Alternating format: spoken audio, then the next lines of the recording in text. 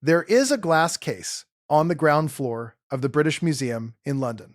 Most people walk right past it. They're looking at the gold, the statues, the mummies.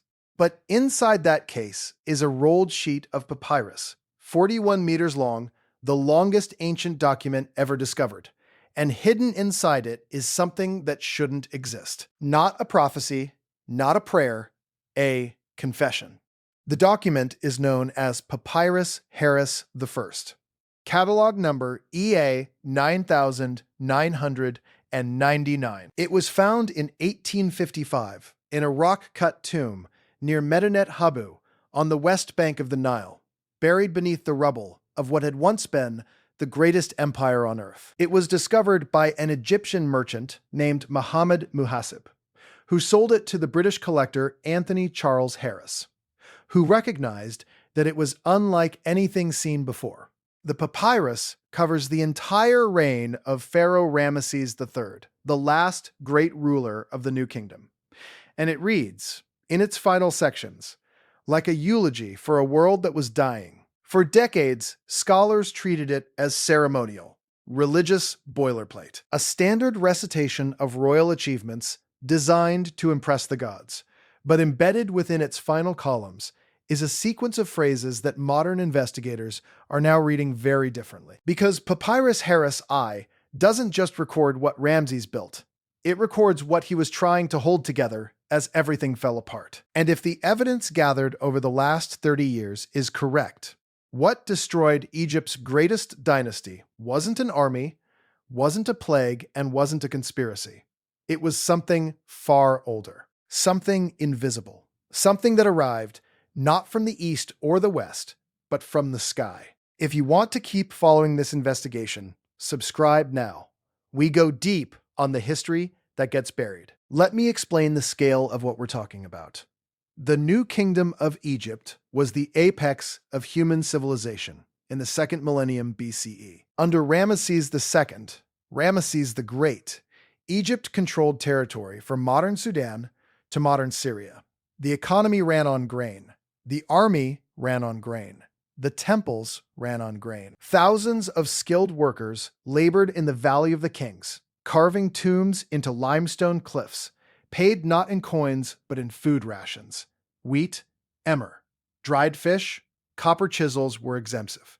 Empty grain sacks were a death sentence. By the time Ramses III came to power around 1186 BCE, cracks were already forming in the world beyond Egypt's borders. The great Bronze Age civilizations, the Hittites, the Mycenaeans, the kingdoms of Ugarit and Canaan, were collapsing one after another like dominoes. Cities that had stood for 1,000 years were being abandoned in a single generation. Historians call this the Late Bronze Age collapse. It is one of the most catastrophic events in pre-classical history. And for a long time, no one could explain it. Then researchers began pulling climate data from lake sediment cores in the eastern Mediterranean. And what they found matched the ancient records almost word for word. Here's where it gets strange. The second most important document in this investigation sits not in London, but in Turin, Italy. In the Museo Egizio, the largest collection of Egyptian artifacts outside Cairo, there is a papyrus so fragile it is kept in a climate-controlled vault. It is known as the Turin Strike Papyrus. It was discovered at Deir el Medina, the walled village on the west bank of Thebes, where the tomb workers lived and died. And in the 29th year of the reign of Ramesses III, around 1170 BCE, something unprecedented happened. The workers stopped working. Not because they were protesting wages, not because of a political grievance, they stopped because they were starving. The papyrus records their actual words. The scribes wrote them down in real time. The workers gathered outside the locked gates of the royal necropolis and said, and this is a direct quotation from the ancient text, "We are hungry. We have no clothes, no fish oil, no vegetables." Write to Pharaoh, our good Lord, about it, not a myth. Not a metaphor, a labor report. For decades, scholars dismissed it as an isolated incident, a bureaucratic hiccup in an otherwise stable system. But that explanation has a problem. The food shortages at Deir el-Medina weren't random. They recurred.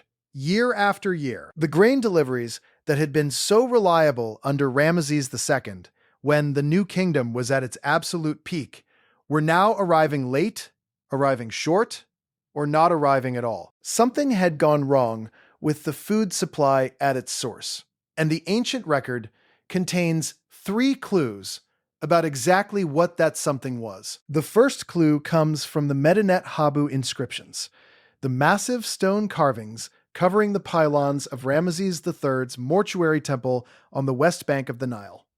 Scholars have read them primarily as war propaganda, boastful accounts of Ramesses defeating the mysterious sea peoples who attacked from the north and west. But one passage has been consistently underread.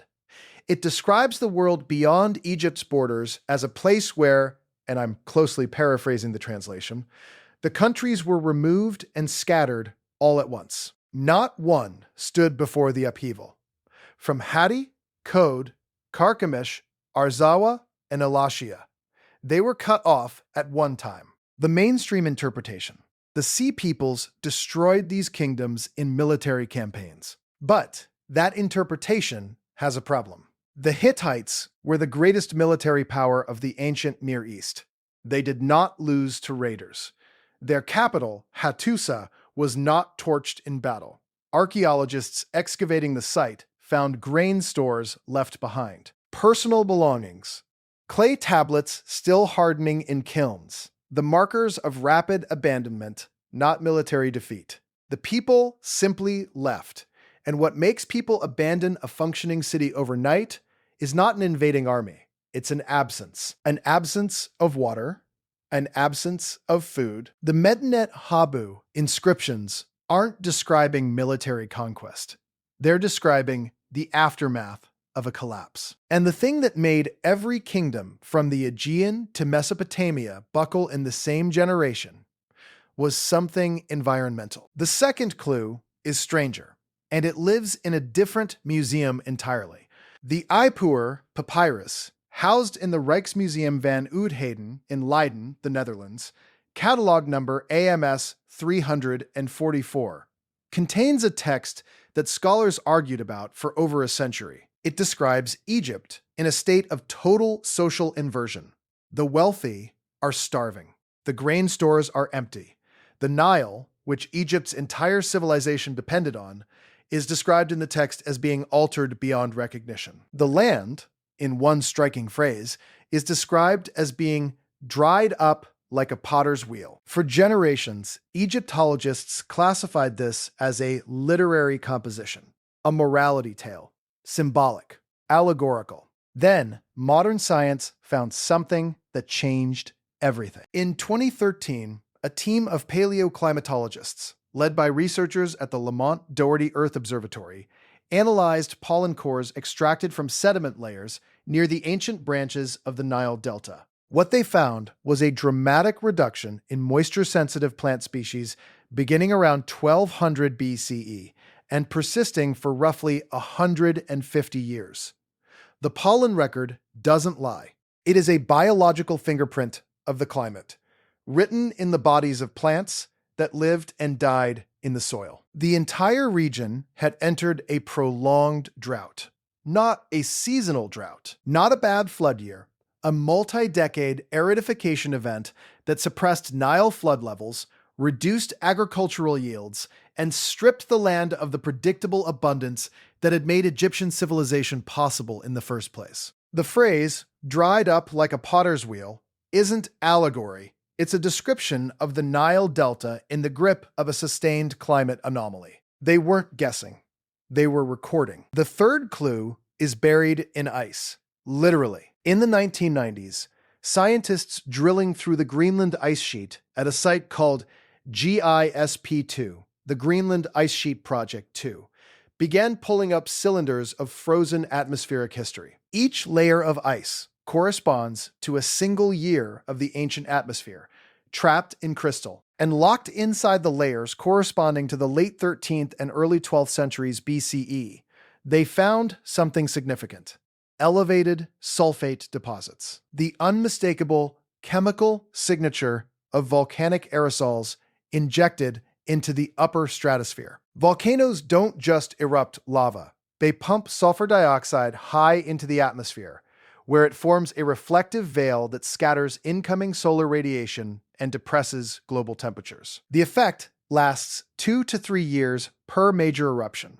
But if multiple eruptions occur within a single generation, the cumulative effect on agricultural civilizations dependent on predictable seasonal flooding can be catastrophic. The Greenland ice cores show at least 2 major atmospheric loading events between 1250 and 1150 BCE. Now connect that to the pollen data.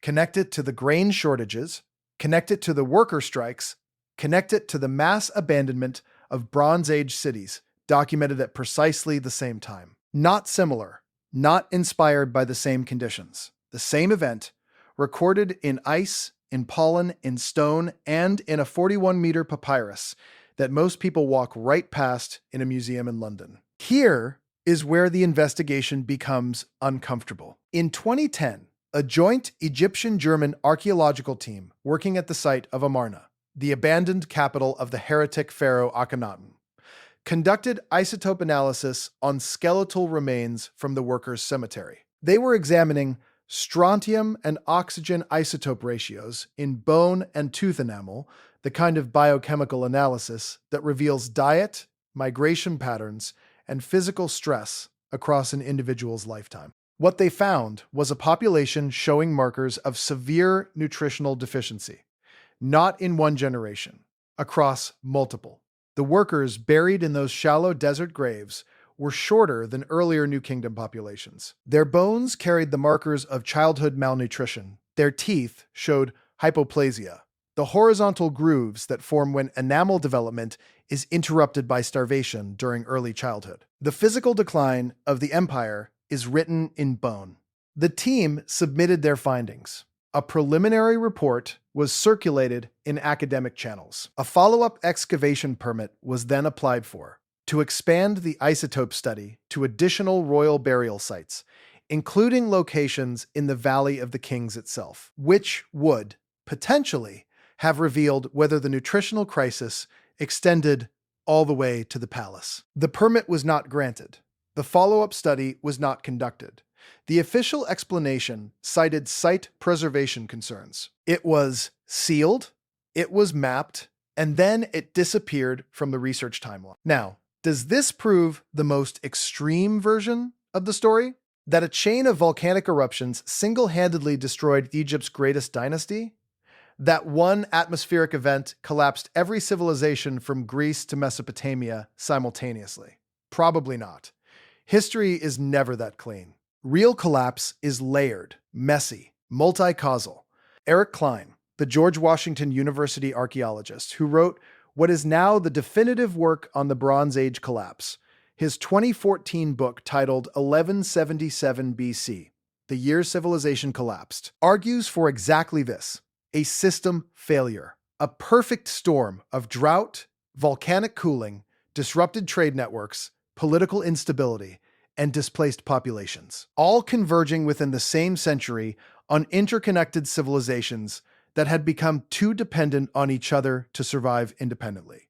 But here's what the evidence does show, and this alone is remarkable enough to change how you think about ancient history. In the same 50-year window, roughly 1200 to 1150 BCE, every major Eastern Mediterranean civilization either collapsed or contracted sharply. The same window shows a documented drought in the Nile Delta pollen record.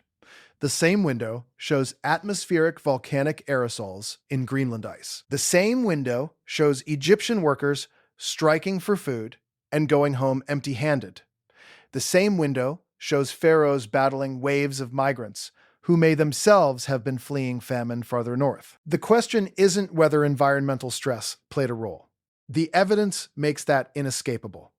The question is whether the ancient Egyptians were already telling us this, and we simply weren't equipped to listen until now. Because here is what happened to Ramesses III at the end. In the 32nd year of his reign, roughly 1155 BCE, after decades of fighting border incursions, managing grain shortages, surviving worker strikes, and watching the world beyond Egypt's borders go silent, one kingdom at a time, Ramses III was assassinated. The evidence is in the Turin Judicial Papyrus, another document in the same museum vault that houses the strike records. It documents the trial of multiple conspirators, including members of the royal harem and senior palace officials, who plotted to kill the pharaoh and install a different prince on the throne. The conspiracy reached deep into the structure of the empire. For a long time,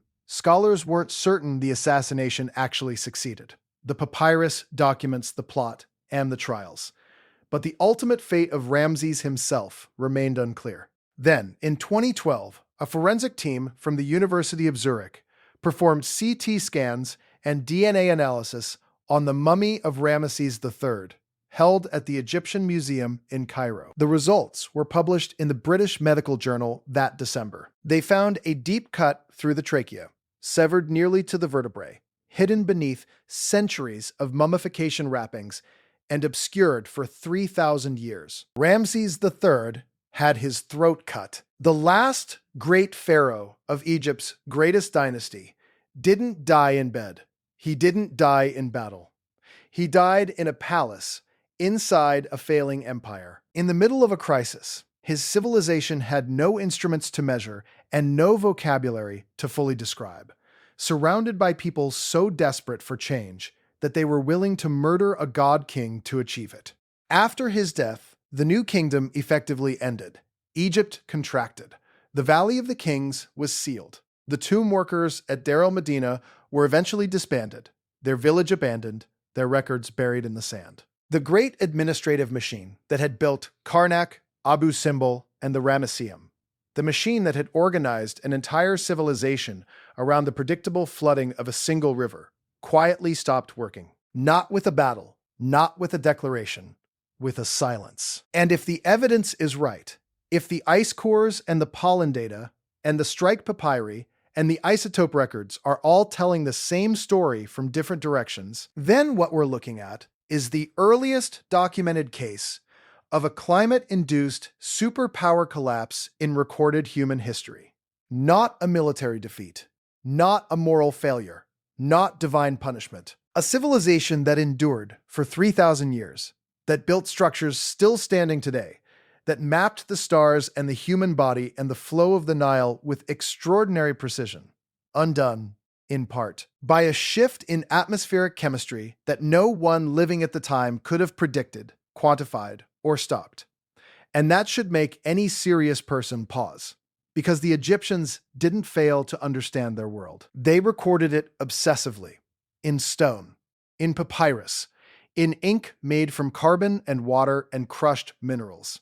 They left us everything they knew. We just needed better instruments to read it. And if that's true, it means our history is missing a chapter. Not because the ancient world left nothing behind, but because we spent generations reading the record as myth when it was engineering, reading it as poetry when it was data, reading the Ipuwer papyrus as allegory when it was a drought report, reading the Medinet Habu inscriptions as boasting when they were a damage assessment. What else are we still misreading? Papyrus Harris I is still in that glass case in the British Museum.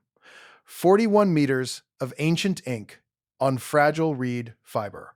Most people walk right past it.